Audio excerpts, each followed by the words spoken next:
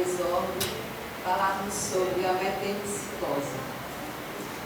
O exórdio é esse momento em que nós temos, antes da palestra propriamente dita, antes da exposição dos nossos convidados no tema da noite, é uma forma de nós introduzirmos de maneira sucinta um tema, um assunto da doutrina, de forma que nós possamos ir nos harmonizando, nos equilibrando, para que possamos ajudar a nós mesmos e a equipe espiritual que realiza o trabalho na nossa casa.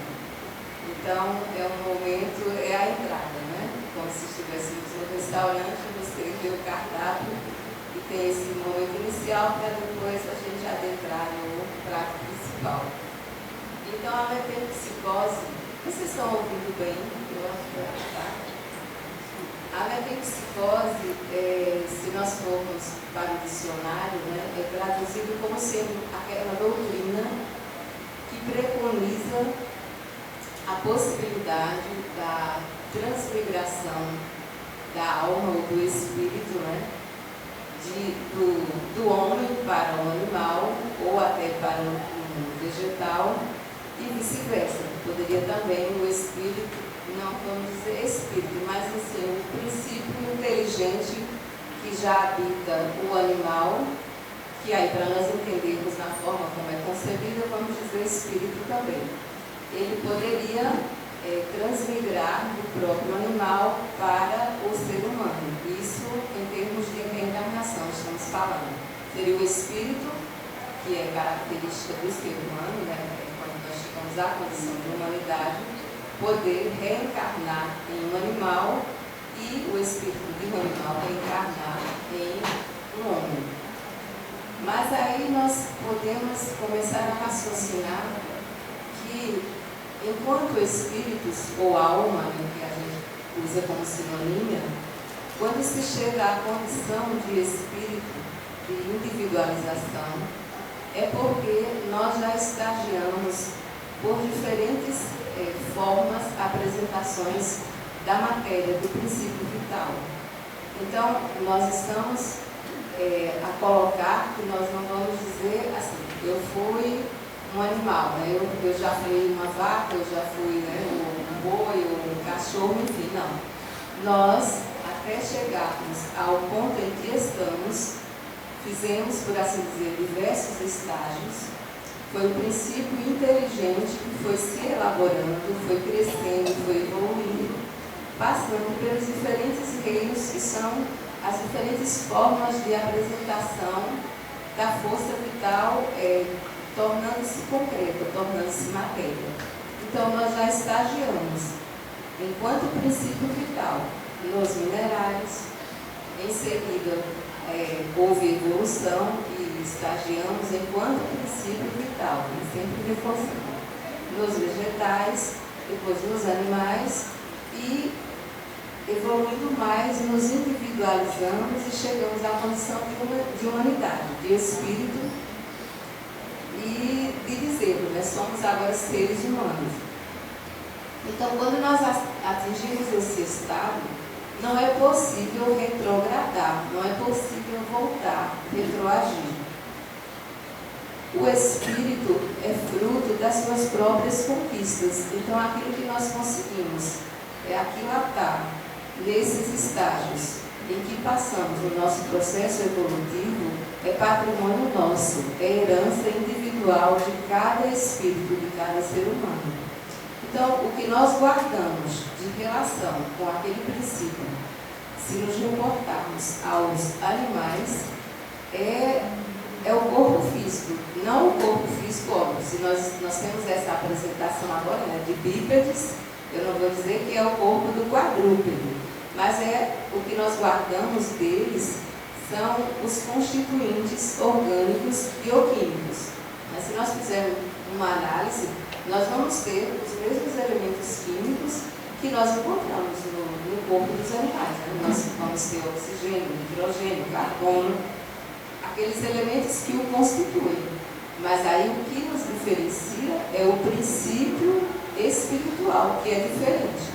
A constituição física é a mesma. Então, a relação que nós guardamos com eles é essa semelhança de constituição corporal e ainda determinados, vamos dizer assim, determinadas paixões que são ditadas ainda pelos instintos, que garantem, inclusive, aspectos de sobrevivência.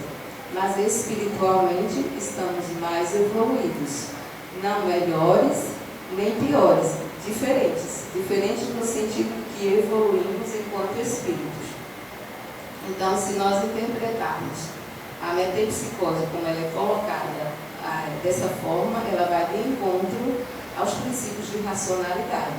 Agora, se fosse uma doutrina que pregasse assim, o desenvolvimento, sim, mas que você vai passando de um estado de menor desenvolvimento para maior desenvolvimento, mas isso graças às suas conquistas, graças às aquisições, aos conhecimentos e à evolução adquirida.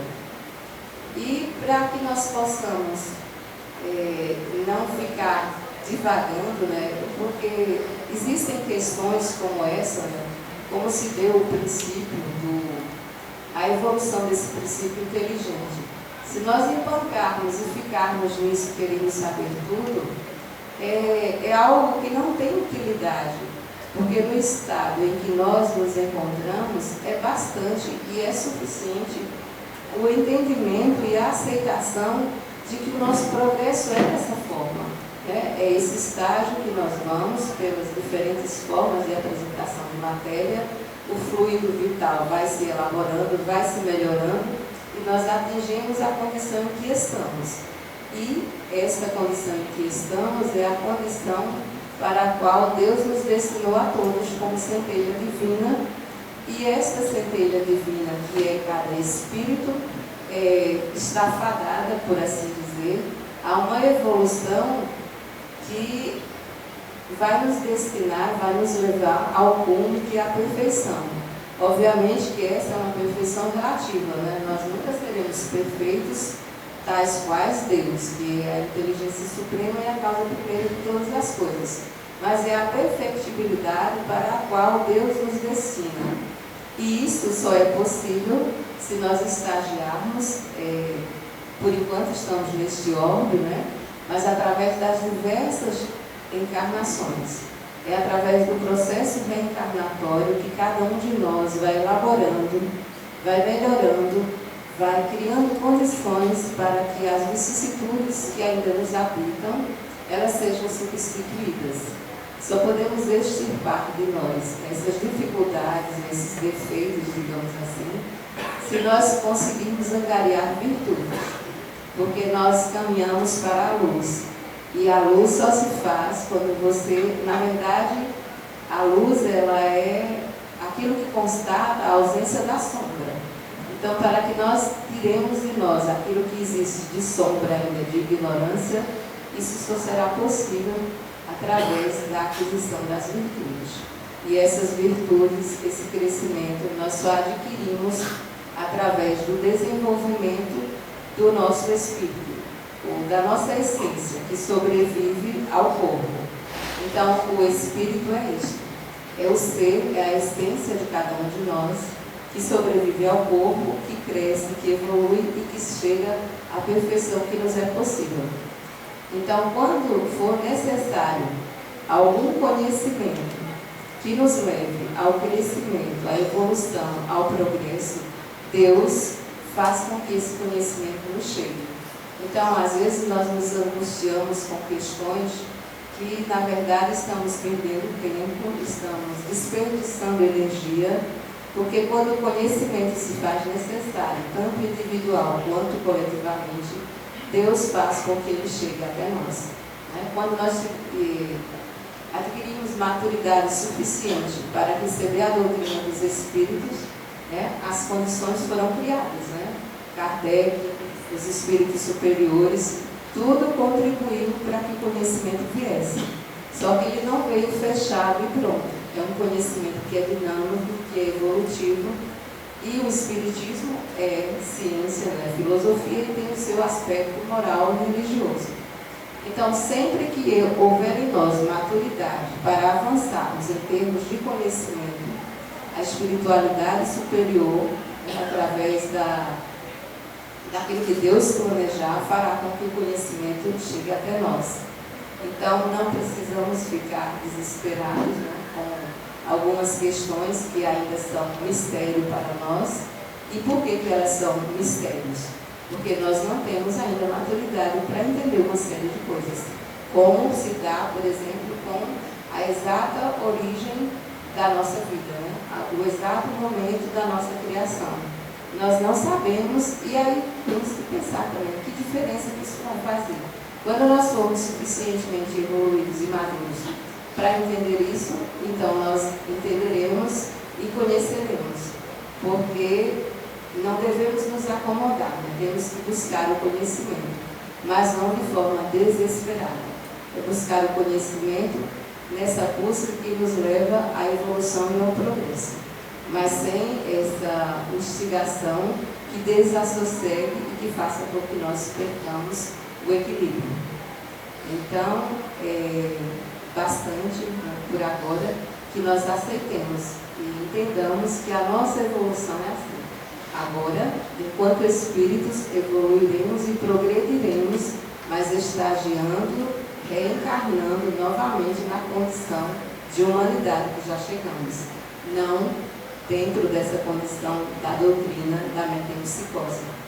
Evoluiremos, mas dentro da nossa própria espécie, porque assim é da vontade de Deus. Quem quiser contemplar o tema melhor, no Livro dos Espíritos, nas questões 611 e 12, poderão ter a oportunidade de entender melhor.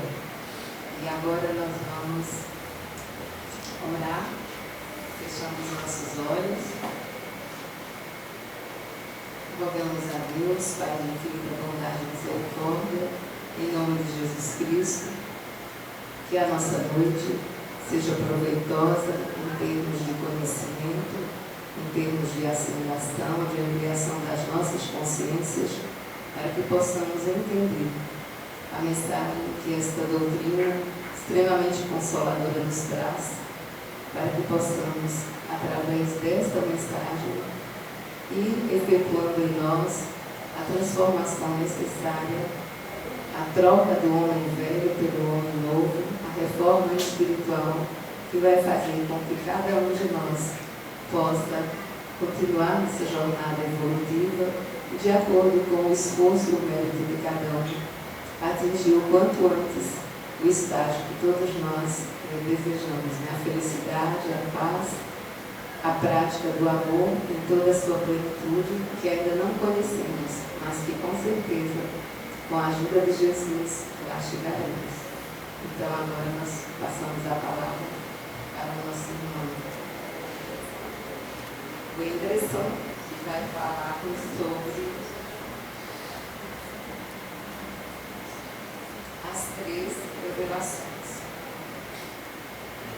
Boa noite a todos e a todas.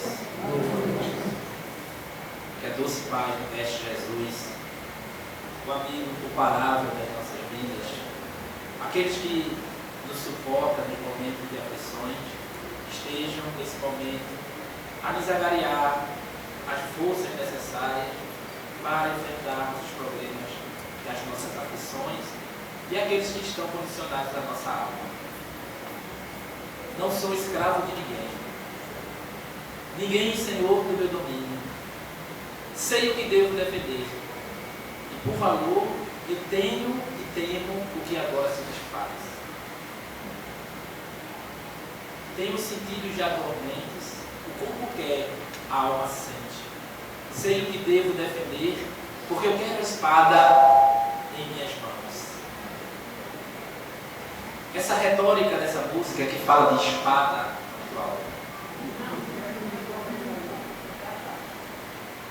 essa retórica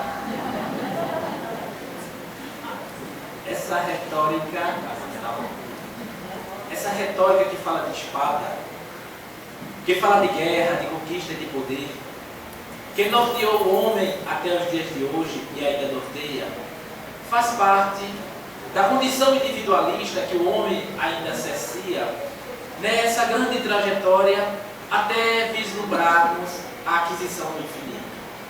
Desde que o Espírito encarna na Terra, segundo o livro A Caminho da Luz, vindo ele, entre aspas, exilado de Capela, onde o planeta Sírius evoluiu, e aquele povo, por algum motivo moral, não evoluiu, e aí reencarna na Terra.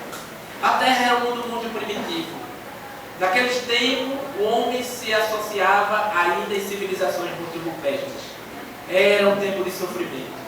Sequer tínhamos a ideia da civilização. E naquele período, a dor é que mais jorrava das criaturas humanas.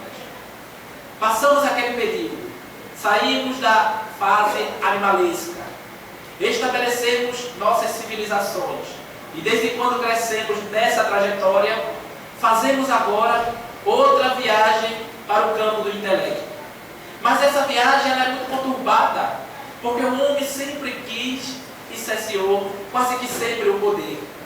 E eis que naquele povo, o povo hebreu, tinha-se a ideia da escravidão, porque eram escravizados a grande maioria deles, e que iria surgir alguém que iria falar com Deus e iria libertar aquele povo hebreu. Existia como forma reveladora, dentro das consciências daquele sinédrio, já naquele tempo, que alguém iria exterminar o sofrimento dos hebreus. E aquela pessoa, quando surge, Moisés, que logo quando nasce é jogado no Nilo, e sequer tem a chance de ter uma infância normal, nasce naquele período, sofre todas as mazelas de uma infância triste, mas é abraçado por uma rainha e começa a crescer dentro de uma psicosfera diferenciada para poder tornar-se o homem guerreiro que foi Moisés. No Espiritismo, a palavra revelação quer dizer algo novo, revelado por Deus às criaturas humanas, porque elas estão agora nessa consciência de poder entender. Jamais o Criador Supremo nos dá algo maior que as nossas costas, nossos fardos conseguem carregar. Então foi assim no tempo de Moisés, quando ele sobe o Monte Sinai, traz a tábua dos 10 mandamentos. Ele não era santo. Quando ele desce, alguém está adorando o bezerro de ouro. Ele entra em ira. Ele não era santo. Quando ele entra em ira, ele manda de imediato dizimar 400 cabeças que estavam ali adorando. Mas ele acabou de receber a pedra dos 10 mandamentos, onde no mandamento 5 diz não matarás. Mas a consciência do povo daquela época era diferenciada. Ainda era muito ingênua. O homem sofria porque as suas escolhas ainda eram mazeladas. Mas quando Moisés trouxe a lei do olho por olho e dente por dente, trouxe o primeiro conceito de justiça. Foi ali em que o homem conseguiu forjar a primeira civilização e o conceito de justiça agora de uma maneira mais ampliada. Agora de uma forma mais plena, porque até então não se tinha essa consciência. E naquele tempo os forasteiros, os ladrões, os fariseus faziam de tudo, mas não existia punição. Nessa lei primitiva, nós agora temos uma punição de forma clara. Aquele que matou vai ter que perder sua vida. Aquele que tentou contra a mulher do próximo, está tudo lá dentro da lei dos 10 mandamentos. Mas o homem ainda era um homem guerreiro, era um homem que queria conquistas e que estabeleciam sempre dos poderes. Os poderes dos reis que escravizavam os homens, que escravizaram até o século XIX. Porque tristemente o Brasil tem essa espinge dentro do seu corpo de ser o último país a ter se livrado da escravidão. Nós temos isso de forma triste na nossa história, porque até o século XIX era comum amarrar pessoas e levar como se elas fossem animais. Era comum as igrejas ortodoxas da época classificar os negros como animais.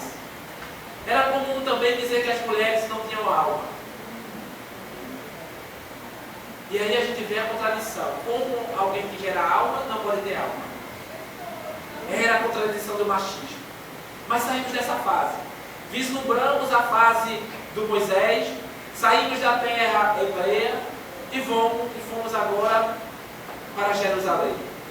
Naquele tempo também o sofrimento, também o poder que imperava, também César era o grande comandante e também as pessoas sofriam.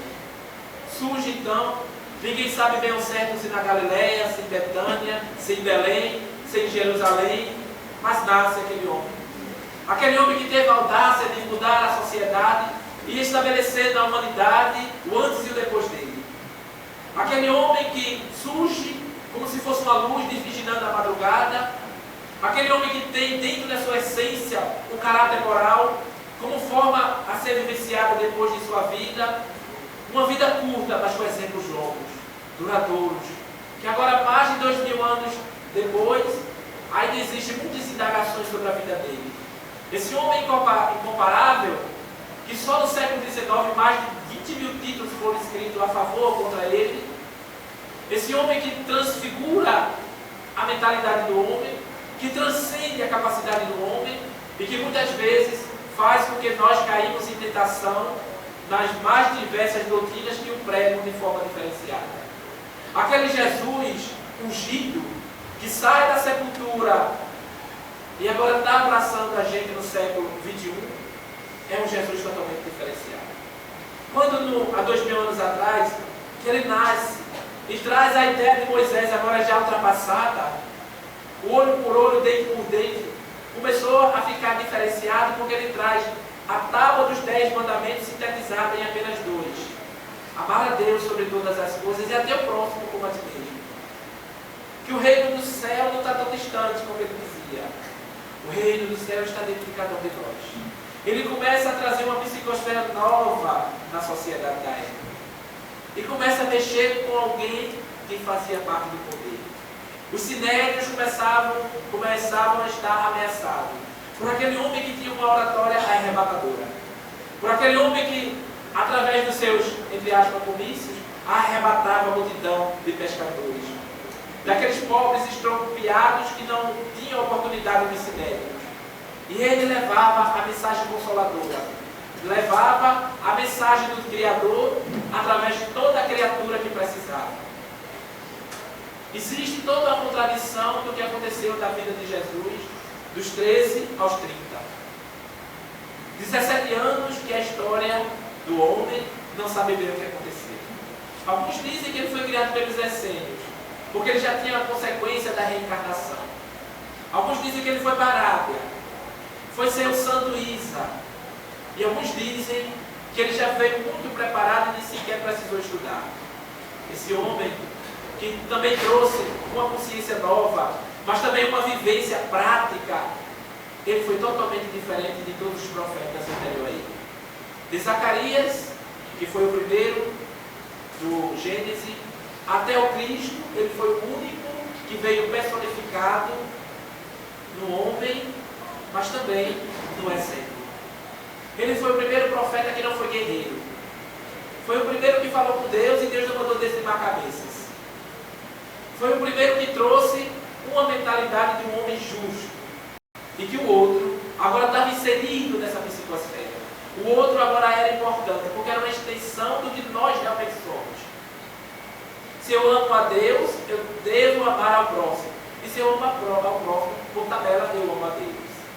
Ele traz toda uma conjuntura nova, mas a sua vida é limitada. Ele é traído por um dos 12 apóstolos, Judas Iscariote. Especialmente aquele que veio da nobreza, que se dizia o que há de bom de vir de Jerusalém. Fazia parte daquela cultura daquela época, que nasce justamente ali, o homem de Nazaré. Traz uma mentalidade nova, estabelece um conceito humano nunca antes na história da sociedade e choca, porque a sociedade ainda é guerreira naquele tempo. O homem ainda quer o olho por olho e dente por dente. Ainda quer apedrejar aquela mulher adúltera, sem fazer questionamento de onde está o homem que a fez adulterar. Porque a sociedade era machista. Jesus foi o primeiro homem a trazer a figura da mulher onde ela realmente precisa. Estar em conformidade e igualdade com o homem. Porque ele, conhecedor do mundo espiritual e dos conhecimentos morais, sabia ele que nós agora reencarnamos homem manhã podemos reencarnar mulher. Numa trajetória infinita até evoluirmos. Até passarmos nessa fase de mundo de provas e expiações, para poder vislumbrar um mundo ditoso, um mundo de felicidade, um mundo onde o homem não sofra as misérias, os sofrimentos da carne, os sofrimentos da necessidade, porque ele começou a vibrar de uma forma diferenciada. E nós chegamos na segunda revelação. Se a primeira revelação foi personificada, e a segunda também, a primeira trouxe Moisés como o primeiro código de justiça para poder nortear o homem. O segundo trouxe um Deus mais ameno. Um Deus que agora coloca o filho debaixo do braço e diz, você pode. E estabelece o poder dentro da criatura humana, mas também que aquela criatura humana ali é também fruto de várias reencarnações.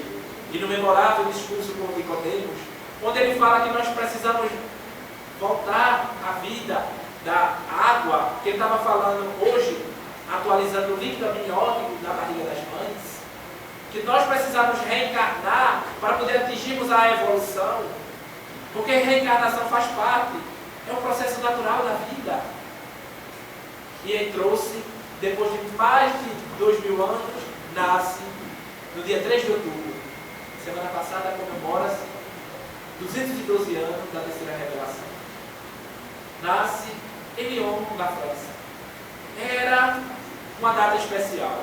Conta-se, pelos livros de história, que por incrível que pareça, naquela época não ia ter colheita na parte onde planta flores em Lyon.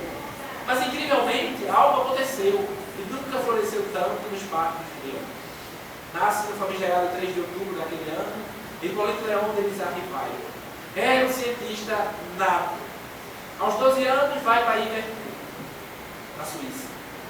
Gostaria de ser um cientista, diz ele. E aí ele conhece um mestre diferenciado, Henrique Pestalozzi. Um homem que até hoje é estudado em pedagogia. Ninguém sabe o certo que aquele homem trouxe de tão forte para dar um apogeu, uma alavanca na pedagogia. Aquele homem trouxe um método de intuição para poder ensinar os homens. E Allan Kardec fica fascinado. Como pode um conhecimento tão novo ser velado e viver só dentro das universidades? Allan Kardec começa a interiorizar aquilo e dentro de 4 anos já vira mestre também. Começa a dar aulas também no instituto. E aí, quando ele tem uma certa idade, começa a surgir na França um movimento muito diferenciado. Dizem que as cadeiras e as mesas estão ficando loucas. Começa a perceber que algo diferente está acontecendo. Deve ser o materialismo, pensou ele. Ou a eletricidade, que naquele tempo nós não tínhamos o conhecimento que temos hoje. Deve ser a eletricidade, que faz com que essas mesas saltem, digam respostas.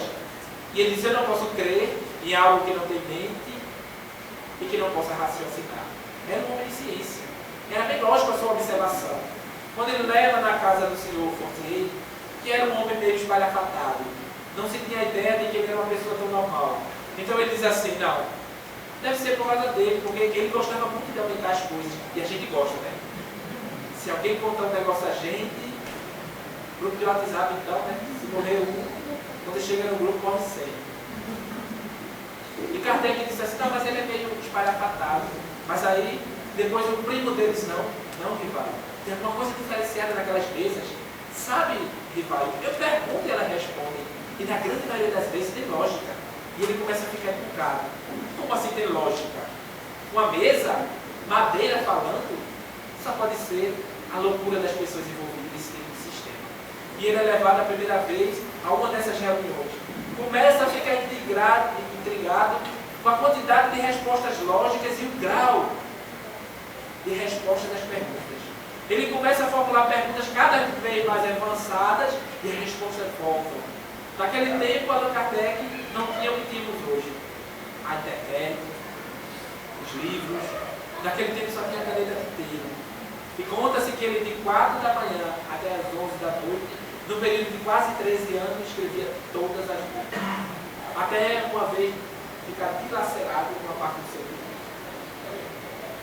E aí, uma certa noite, ele disse, sabe, Rivaio, eu e tu fomos monge, quando a França ainda era as Gálias.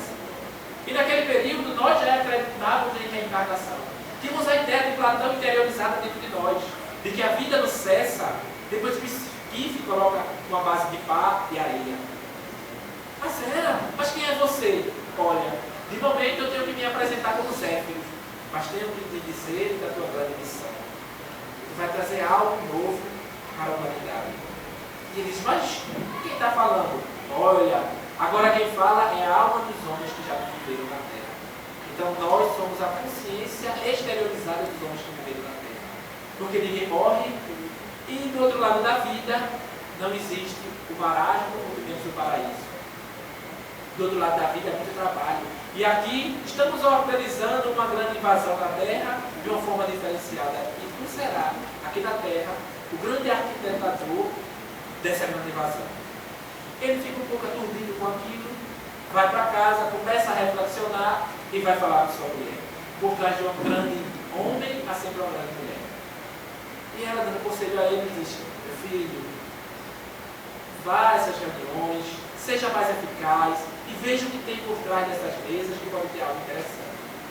E ele vai agora mais convencido, começa a criar um corpo e as respostas que a mesa vai trazendo cada vez mais complexa, ele forma, no dia 18 de abril, na primeira edição, 521 questões organizadas no Livro dos Espíritos.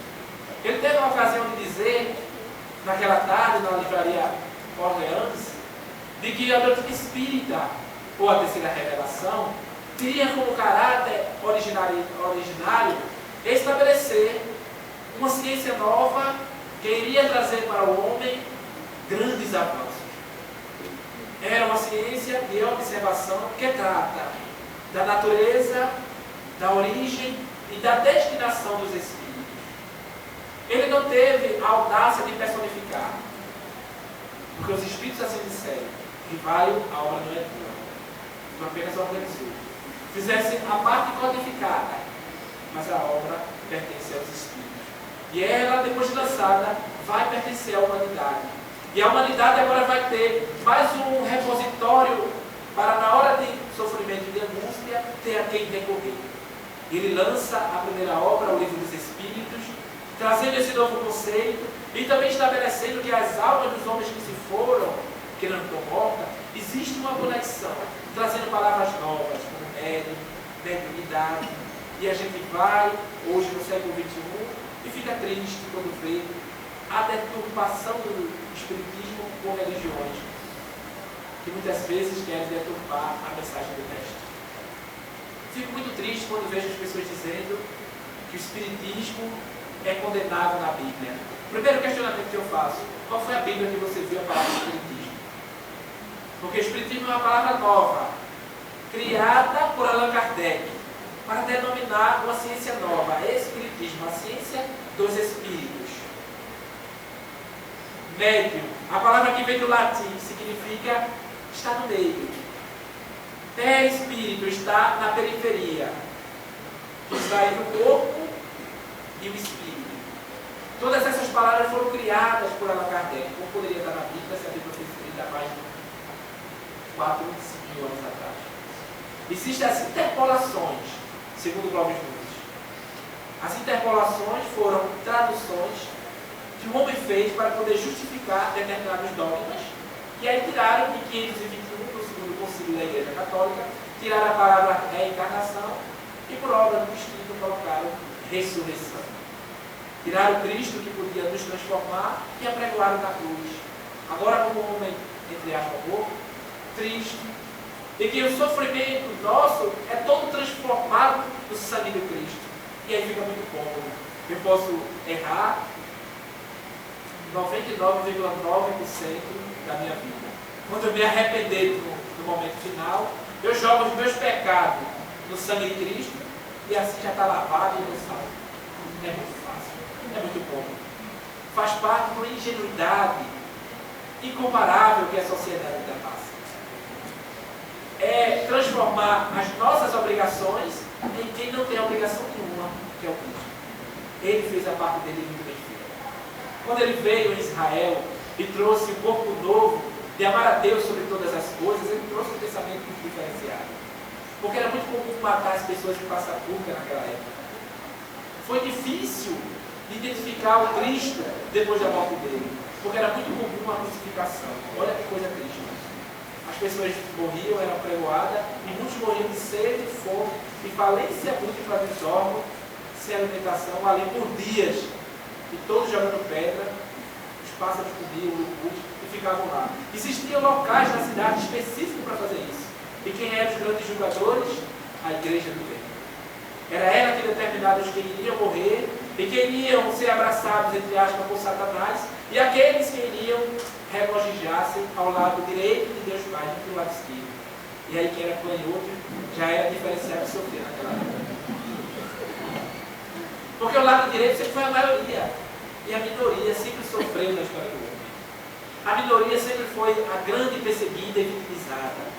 A minoria foi a que grande parte dos sofrimentos foram criados. Era o deficiente, era o negro, sempre a minoria era a que mais sofria, e aquele que não tinha acesso. No século XXI, depois de mais de 2.000 anos que aquele homem incomparável se foi, parece que ainda faz parte da nossa indumentária vibrar com isso. Porque eu voto no candidato que é o melhor para mim, não para todos. Eu estabeleço um vínculo de voto que é bom para mim e não para todos. Nós estamos com o mesmo pensamento de 2.000 anos atrás. Ainda estamos andando com o joio e deixando o trigo de lado. Ainda estamos na fase de amar, de não amar a Deus sobre todas as coisas, mas do olho por olho, do dente por dente. Se alguém rouba e é pego, ainda no século XXI a pessoa ainda prefere o lixamento. Porque faz parte do que está aqui dentro. Nós só podemos dar o que temos aqui. Como é que eu posso dar amor se eu não tenho amor? Como é que eu posso dar felicidade se eu não tenho felicidade? Então revelar é trazer algo novo. Esses 3 grandes reveladores da humanidade trouxeram cada um a seu tempo, porque o mundo era muito limitado na época de Moisés. Acreditava-se naquela época em diversos deuses. Ele foi o primeiro a trazer o Deus monoteísta. Acreditava-se, por exemplo, que existia o Deus da colheita. E aí quando você plantava num lugar que só tinha barro, e aí não conseguia uma colheita tão... Era porque o Deus daquela determinada terra ali amaldiçoou o existente disso. É porque o Deus do sol ou da chuva foi que corroborou para o meu sofrimento. Existiam diversos deuses. Na Índia, ainda hoje, existe catalogado pelo hindu 232 deuses. E deusas mais 500, fora os bichos que se consideram deuses.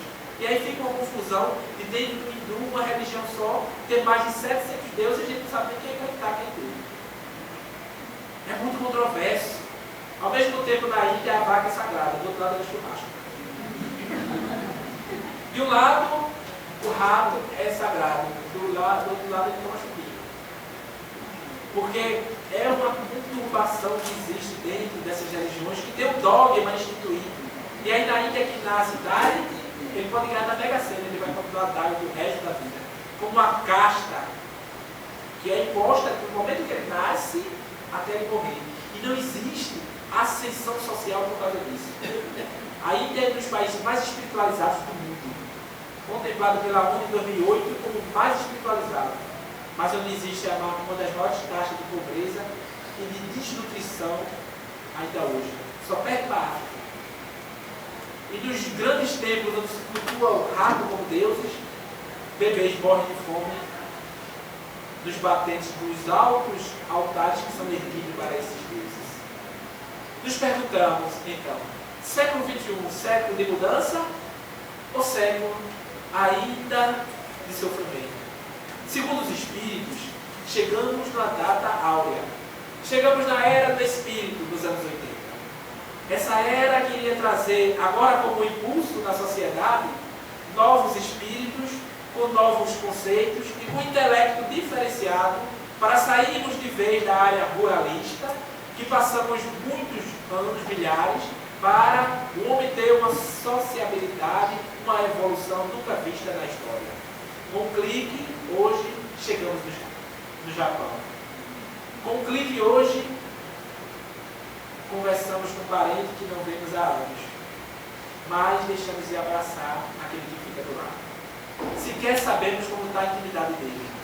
Porque cada vez mais a individualidade parece que aflora e que o outro fica de lado. Cada vez que o outro fica do lado, é porque a nossa inferioridade ela é cada vez mais exteriorizada. A nossa inferioridade ela é alavancada. Quando a gente passa do canto, e aí eu lembro de Mahatma Gandhi chegando. Esse homem incomparável, que por algum motivo político não foi no século XX o Prêmio Nobel da Paz. E aí, família de W. Bush, tem gente que foi. Olha a incomparação humana. Olha as nossas limitações. Gandhi dizia: eu não posso ser feliz enquanto todos não são felizes. Mas Gandhi, você tem tudo para ser feliz. Isso é tão necessário. E sou feliz porque vivo assim. Mas seria bem mais se todos tivessem a oportunidade de ser feliz como eu sou. De ter a oportunidade de enxergar no homem o outro que eu enxergo deles. E aí morre vitimizada por um lobo e foi assassinado em 1981. Esse homem incomparável que Divaldo compara com Chico Xavier como as duas maiores almas do século XX. Homens que vieram impor, através da moral, parafraseando Jesus Cristo, através do exemplo. A grande diferença é que Chico deixou muita coisa escrita, embora boa parte não foi ele. Foram os espíritos que pintaram. Chico dizia que era só o carteiro. Eu costumo dizer, porque eu trabalho nos Correios, que Chico trazia o carteiro do além. Eu trago só as dívidas dele. As imposições, né? Os erros de interesse. Mas Chico não. Chico tinha o CEP espiritual. A gente ainda é muito limitado. Chico tinha a capacidade de, com as duas mãos, psicografar 4 espíritos ao mesmo tempo. Era um espírito que tinha uma das poucas faculdades que poucos médicos têm, de ser xenográfico. Xeno, outra. Glossia, língua. Ele conseguia escrever em mais de 18 idiomas. Divaldo, hoje, que é o grande médium encarnado do mundo, Divaldo consegue apenas 6 línguas. Chico conseguiu o triplo e conversando com você. Era a maior janela mediúnica desde os tempos de Jesus. Foi a grande revelação do Brasil do século XX. Eleito depois por uma estatística da BBC, em conjunto com o SBT aqui no Brasil, como o brasileiro de todos os tempos. Uma vez Chico interrogado, em 1975, pela revista Cruzeiro. Alguém chega a Chico e diz assim: Chico, eu acho que você não gira muito na minha cabeça. Por que? Todo mundo diz isso, porque é espírito, hein? Perceberam, né? A gente começa a conversar no trabalho e diz assim: acho que não gira muito bem, não. Então eu acredito que tu vai voltar, essas coisas. E o repórter disse assim: Chico, hoje, naquela época, você tem cerca de 18 milhões de direitos autorais. Como você pega ônibus para ir para alguns lugares fazer palestra, você é maluco. Eu, no seu lugar, eu estava de limousine. A Chico Xavier disse assim: mas você anda em algo que ainda anda dentro de você. Quando eu estou andando no ônibus, ou quando eu estou andando em qualquer lugar para fazer o exercício do bem, eu não estou indo, eu estou ao convite de Cristo, eu estou ao convite de Jesus. 2 semanas depois, aquele mesmo repórter, que porque queria desmascarar Chico, estabelecer que ele era uma fraude, vai para a fila e ele tem um plano em mente. Quer desmascarar essa tal de psicografia. Isso só pode ser loucura da mente desse homem. Ele lê muito sobre santo e quer virar um santo. Quando ele estava no meio, a Chico disse assim: gente, eu gostaria de pedir licença para vocês deixar o sexto da fila vir primeiro. Ele, disfarçado, ele ficou um pouco meio atordoado. Chico começa a ler a psicosfera dele e disse: meu filho, eu gostaria que você trouxesse sua mãe aqui. Mas por quê? Porque a carta que eu acabei de escrever aqui é do seu irmão. E é interessada justamente a sua mãe, que sofre de depressão há mais de 8 anos, e você vem aqui tentar fazer algo contra mim, que só quero lhe fazer o bem. Ele começa a chorar nos braços de Chico, e por mais de 18 anos começa a ser um dos colaboradores do Lar Espírita Luiz Gonzaga. Depois, quando o Chico se muda para Uberaba, ele vai. Como ele trabalhava na área de segurança, virou um de segurança de Chico Xavier.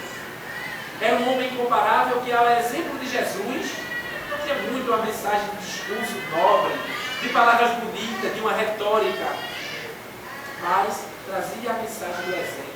A mensagem que a doutrina espírita quer que os espíritas tragam para cada um de nós. Sermos reconhecidos por muitos nos amarem e não muitos nos expressarem. Porque aquelas pessoas que falam bem do Senado, na Câmara dos Deputados, se falassem bem com exemplo, o Brasil teria outra postura. Seríamos o país do presente, não o país do futuro. Como sempre se prega que o Brasil é o país do futuro, e o futuro não chega nunca. Porque estamos sempre com a cabeça no presente e a nossa mente idealizada no passado. Esses grandes homens que revelaram ao mundo novos conceitos, novas formas de viver, trouxeram tudo através do exemplo. O exemplo é o grande apogeu que precisamos para sairmos dessa estigma de mundo de provas e expiação. Sair dessa escala que a doutrina espírita nos oferece, de espírito ainda intermediário, próximo da animalidade, e agora galgar caminhos novos. Só é infeliz na terra quem não ama, diz Divaldo Pereira. Só é infeliz quem não ama.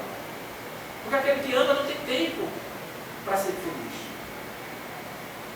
Só tem depressão aquele que não se ocupa dentro da sua casa mental de tarefa na área do bem. Porque já viu aquela pessoa que trabalha de 5 da manhã às 8 da noite? Já viu algum depressivo fazer isso? Tem tempo? Impossível. Só existe tempo quando nós estamos na ociosidade. A psicologia moderna estabelece o homem em 3 grandes conceitos. É interessante essa passagem. O primeiro conceito é o homem cego. Ele vê o exemplo, ele vê a consequência do exemplo, mas ele continua cego. Como se ele não conseguisse enxergar aquele apogeu que o exemplo trouxe. É o primeiro, é o cego. O segundo é o mudo. Ele vê, consegue entender, mas ele não faz nada, não fala nada. Ele não faz nada para mudar a casa mental dele. É o segundo. E o terceiro é os dois juntos. É o mudo e o cego. Que Divaldo classifica como 40% de todo espírita que chega na casa espírita. Ele sabe da mensagem da terceira revelação, ele compreende a mensagem da terceira revelação, se sente inserido na mensagem da terceira revelação, mas quando cruza o portão, não faz nada da revelação. Ele faz tudo do que ele acha que é verdade, do que ele acha que é bem. Ele chega na casa espírita, quando tem alguma posse, e diz assim: Divaldo, pode publicar o livro que eu pago toda a parte de gráfico. Aí Divaldo diz assim, depois de 2 anos, ele diz assim, e aí o livro? Ele disse, eu não li. Porque ele quis só fazer a parte exterior. Ele não interiorizou o que ele pretendia. Ele só fez a parte institucionalizada, aí a parte do dia. A grande maioria dos espíritas fazem isso. Nos grupos da internet, então, né? Bom dia! Tem grupo de centros que me colocam que diz assim, bom dia, bom dia, bom dia, eu já boto de manhã, bom dia, e deixo boa noite pronto. Que é só isso. Bom dia, quando todo mundo diz bom dia, tem 50 mensagens. Você apaga e bota boa noite, pronto. Acabou o discurso do dia. E aí quando tem uma pessoa precisando, vamos dar um tanto de palavra de conforto e quase ninguém vai lá. Porque que as pessoas hoje estão precisando é de alguém que estenda a mão. É alguém que compartilhe o pão. É alguém que consiga enxergar com você aquele que vive ainda na escuridão, aquele que vive no medo, na angústia, no sofrimento. E a doutrina espírita traz essa água viva da vida. A doutrina espírita, a terceira revelação, que não é personificada em Allan Kardec de forma nenhuma, ela é de todos nós. Ela não tem dono, não tem um autor. São vários espíritos que se uniram para trazer ao homem agora do século XXI um caminho novo, a era da renovação. Revelar a cada um de nós a capacidade que temos de ser feliz. E que a felicidade não é utopia. A felicidade faz parte daqueles que dentro deles enxergam a capacidade que tem cada um de nós de amar. Através do sofrimento do outro, através de uma parte empática, colocar-se no lugar do outro, que é muito difícil. Quem joga um jogo é muito bom, né? Você fica ali, meu Deus, estou louco. Quem está do lado vê a jogada todinha, você enxerga, você tem que ser lido do problema. Quem está do lado, às vezes, tem a solução tão fácil, mas não dá. Não esteja a mão. Porque é muito triste a gente viver na solidão. É muito triste sofrer, perecer por nossas ignorâncias, sabendo que a doutrina da revelação, a doutrina dos Espíritos que revelaram a Allan Kardec, que o homem, embora seja um corpo espírito, que tenha um elo, um perispírito que vai ser com toda a memória do espírito, que na carta que ele vai perecer as suas escolhas, ou felizes, ou mais, as suas mazelas através do corpo físico, que vai projetar no perispírito, na próxima reencarnação, as suas escolhas de hoje. E aí estamos vendo no século XXI doenças novas surgirem. Começo dos anos 80, o apogeu de uma doença nova. A ciência fica turbida, como pode? Acreditava-se simplesmente que eram os hemofílicos. Mas depois, a síndrome da imunodeficiência adquirida, AIDS, começa a ser propagada. E o que se fazer em uma síndrome dessa? Segundo os espíritos, foi uma forma de apaziguar a sexualidade deturpada da época. Seguia-se naquela época algumas pessoas, 8 a 10 parceiros, declararam através das estatísticas. Como você poderia controlar o seu corpo tendo 10 parceiros? Como as doenças sexualmente transmissíveis naquela época poderiam ser controladas? Então, a espiritualidade trouxe o meio para que espíritos que ainda vibravam naquele caminho de erro, de engano, de não se enxergarem na figura do outro, estabelecerem através agora da dor, o sofrimento de uma escolha do presente. E aí, vitimizado do HIV, que não é o vírus, é uma coisa, a síndrome é outra. O homem conseguiu todo um apogeu da medicina para o coquetel do HIV. Hoje salvamos vida aos milhares. Nos anos 80 não era assim. Então, quando nós temos revelações novas, temos que mudar o nosso panorama de vida. Estabelecer conceitos novos e dizer, hoje eu quero sim me melhorar. Eu quero fazer a reforma íntima, que diz a doutrina espírita. Mas não é a reforma da parede da minha casa. Se eu continuo o reboco quebrado aqui dentro. Não adianta nada eu ter um porcelanato melhor do mundo na minha casa, se dentro da minha alma está ainda o restício da pior areia possível, do barro e da lama, que ainda é minha alma, e minha psicosfera imoralizada. Tenho que ter dentro de mim a porcelana dos conhecimentos do Cristo. Tenho que ter dentro de mim o Mestre, que agora pode sair da cruz, andar de mãos dadas com aqueles que querem o cristianismo redimido no século XXI. Não queremos uma casa espírita lotada, como vemos os shows e os louvores, que quando saímos de lá, não interiorizamos nada. Não queremos quantidade de adeptos dentro das casas espíritas, mas sim espíritas renovados, espíritas transformados. E agora, parafraseando o Divaldo Pereira Franco, o ateu moralizado do que o espírita imoralizado. Que a gente vê muito. A gente vê muito aqui na casa espírita, que é um local onde tem todo um apogeu. A gente diz assim, tem coisa que isso acontece na casa espírita. Aos espíritos de nosso ouvido dizer assim, meu filho, é porque só lá tem a psicosfera que você precisa para fazer. A gente passa no canto, alguém bate no nosso ouvido, a gente está no carro, a gente acha logo que é um assalto. Dependendo da hora da noite, às vezes a pessoa quer só saber o endereço. Mas a gente está tão vitimizado pela violência que a gente acha que é um assalto. E aí tem uma experiência lá no trabalho que o menino foi, no carro dos Correios, para Caruaru. Na saída do túnel de Vitória, de Gravatá, 4 homens abordam ele, colocam a arma na cabeça e dizem, eu quero tudo que tem dentro do carro. Ele começa a rir. Tinha 30 mil faturas do IPA para pagar. As pessoas abriram o carro, ficaram, os assaltantes olharam para a cara dele e disseram, agora, vou fazer o que com esse carro? Pegaram a chave e jogaram lá dentro de uma ribanceira. O lado ruim foi que ele ficou de 3 da tarde, mais ou menos, até quase 8 horas, quando chegou o seguro para levar o carro. E eles totalmente frustrados. E aí eu disse, ficou nervoso, eu disse, não, fiquei nervoso. Primeiro que não tinha nada meu a ser roubado. E segundo que ele é protestante, que eu achei interessante. Ele disse, segundo que o que ele pode roubar de mim, Jesus já me deu, que é a minha vida. A única coisa que ele pode roubar de mim, Jesus pode me dar de volta, que é a minha vida. Eu fiquei meio sem palavras, né? Poxa, ele é protestante, né? Se fosse espírita, ia estar chorando. Vitimizava, dizia que está sendo obsediado. Dizia que a vida dele só acontece com ele. E quando a gente vem para a palestra, é ao contrário, né? Tudo que foi falado foi para mim. Minha mãe tem isso. Tudo foi para mim. Como se só existisse nós. Mas aqui existe toda uma plateia. Para aqueles que podem enxergar, é bem maior do que essa aqui.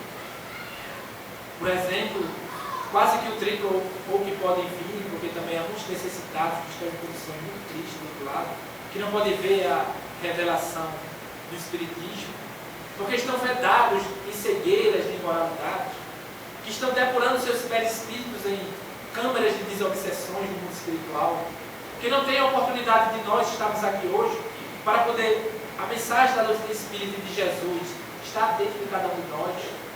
Muitos não têm essa oportunidade. Desencarnam e aí vão vibrar as suas imoralidades nas diversas colônias do mundo espiritual. Catalogadas no Brasil, Bezerra de Menezes tem cerca de 300. Tem de católico, tem de protestante, tem de espírita, tem de pseudo-espírita, tem de fascinados, tem de subjugados. E há nosso lar, mas também há o lar dos outros, que ainda sofrem, que ainda perecem, e que quando nós deixamos essa indumentária carnal, iremos vibrar exatamente aquilo que temos dentro de nós. E aí muita gente me pergunta, mas essa coisa do espiritismo é mentira. Eu disse, mas por quê? Porque se fosse verdade, e a pessoa realmente reencarnasse, quando ele se via morto e se via vivo, ele voltava espírita. Eu diria, mas por que quando eles morrem, eles vão para a casa mental que está condicionada? Aí eles vão para as colônias católicas, eles vão para as colônias hindu, para as colônias budistas, e lá eles vão para os templos e vão vibrar exatamente o que eles vibram aqui. Se fosse assim era muito fácil. Simplesmente ver os nossos obsessores, seria muito bom, né? Você, foi você? Não, meu filho, ela me perdoou, porque eu sou espírita. Eu sei que aquela era uma fase triste da minha vida, da minha humanidade. Eu precisava passar por isso, a gente tem muito isso quando faz perdão. Eu precisava passar por isso. E aí tem uma história de Divaldo fantástica. Fantástica. Como diz Tiririca, é fantástica. Em 1984, ele foi numa sessão médica por intuição de Joana de Ângeles. Meu filho, você precisa passar por uma avaliação no coração. Ele gela um pouco, né? Porque o Espírito dizendo isso, quem sabe eu desencarno. Quando chega lá, o médico diz, olha, faz um estudo mais aprofundado e você... Ele estava se sentindo muito cansado, principalmente quando fazia conferências de mais de 2 horas. E o médico disse assim, você está com começo de angina. Existe algo no seu coração que está com uma frequência diferenciada? E se nós não tratarmos agora, você pode evoluir para um quadro de infarto. Ele tem aquele choque, porque o brasileiro é assim, né? Quem já viu o brasileiro torcer pelo Brasil? Faz um gol, todo mundo é feliz. Eu sou brasileiro. Leva o gol, eu não disse. Leva o segundo e está vendo, não presta não. Porque a gente não tem de forma nenhuma nada que vai mudar. E aí Divaldo volta um pouco triste e Joana diz, você sabe qual é a raiz desse problema, né, meu filho? E eu disse, não, claro que eu não sei. Começa a desconversar, meu filho, é aquele perdão. Que você disse à pessoa que perdoou, mas você não perdoou. Ele começa a reflexionar que foi um perdão mal perdoado. Ele perdoava no exterior, mas dentro dele o perdão não estava perfeito. E aí ele passou um processo de auto-perdão para poder se perdoar por não ter perdoado a pessoa, e durou 8 anos até as doenças do coração desaparecerem completamente. E aí Joana de Ângeles diz que toda doença física, ela começa primeiro no espírito, e vai refletir através do nosso perispírito debilitado no espírito encarnado. E quando a gente viaja com essa doença para o além, a gente também, do outro lado, vai sofrer o nosso perispírito deturpado, doente, não vai estar sadio, Porque nós levamos a doença conosco. Nós vibramos a doença, incorporamos a doença no nosso perispírito, e o que está no nosso perispírito faz parte da nossa memória. E levamos a doença junto. Em 1996, quando ele refaz o exame contra o médico dele, graças a Deus, não tinha doença nenhuma. E aí Joana Vieira disse: meu filho, existe um amor que só existe do Criador, que é o amor de amar cada um incondicionalmente. Você não está nessa capacidade ainda de amar incondicionalmente como Criador, mas você já está na capacidade de poder entender como é o amor do Criador. Que amor é esse que enfrenta todas as dificuldades, que traz a vida a cada um de nós, não importa se pobre ou rico, que dá o sopro, como diz na Gênesis, que dá o sopro na vida, na orelha muitas vezes do surdo, que dá a voz àquele que reencarna mudo, que estabelece a conexão de visão ampla àquele que nasce sem enxergar, que parece que enxergar faz parte desse mundo de transição que deve ter, desse mundo de sofrimento, desse mundo de paz, de amor, de caridade, que muitas vezes não enxergamos. Se cada dia os Espíritos dizem que mais